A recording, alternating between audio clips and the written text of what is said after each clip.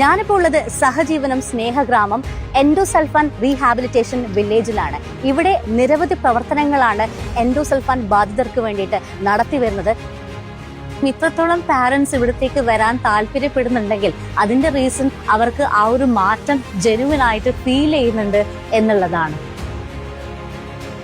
5-6 മാസത്തോളമായി കൊണ്ടുവരുന്ന കുട്ടിക്കും ഭയങ്കര ഇഷ്ടമാണ്. പക്ഷെ തെറാപ്പിയിൽ നല്ല മാറ്റമുണ്ട്. മോളെ തന്നെ ബിഹേവിയറിൽ കുറച്ച് ബുദ്ധിമുട്ടുണ്ടായിരുന്നു. ആരെയും കണ്ടുകഴിഞ്ഞ ചില മാന്തല് ഇതെല്ലാം ഉണ്ടായിരുന്നു.